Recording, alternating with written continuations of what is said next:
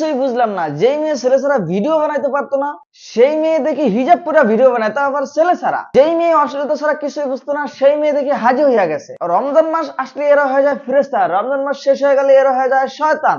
সঠিক বলেছেন। চলেন তাহলে এই মেয়ের আগের ভিডিওগুলো দেখে আসি।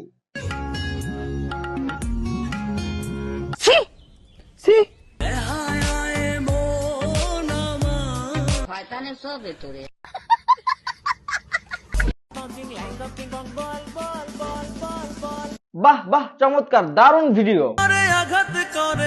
প্রতি বছরই দেখি রমজান মাস আসলেই তারা হাজির হয়ে যায়, মানে হিজাব বোরকা পরে ভিডিও বানায়। বিষয়টা এই মেয়ে এরকম নাই, এরকম অনেক হাজারো মেয়ে আছে যারা রমজান মাস আসলেই রূপ বদলায়, মানে পোশাকের রূপ বদলায়, আবার রমজান মাস শেষে আগের রূপে ফিরে আসে এবং কাপড় না পরে ভিডিও বানায়, ক্যামেরার সামনে আইসা নাচানাচি করে। আপনি তো সেলসেলায় বেচতে যাবেন। তোমরা কি ভাবছো এই মেয়ে এরকমই থাকবে? আরে না, কুত্তার লেজ কখনো সোজা হয় না। তবে এখন কিছু বলবো না, যখন তারা রমজান মাস শেষে আগের রূপে ফিরে আসবে তখন তারা দেখতে পারবে গালি কত প্রকার ওকে কি। আমরা মুসলমান, রমজান মাস হলো আমাদের জন্য বড় একটা নিয়ামত। রমজান মাস হলো গুনাহ মাফের মাস, তাই আমরা সবাই সবার জন্য দোয়া করব। ভিডিওটি ভালো লেগে থাকলে সাবস্ক্রাইব করে দিবেন, আর যদি পেজ থেকে দেখে থাকেন পেজটা ফলো করে দিবেন। ধন্যবাদ।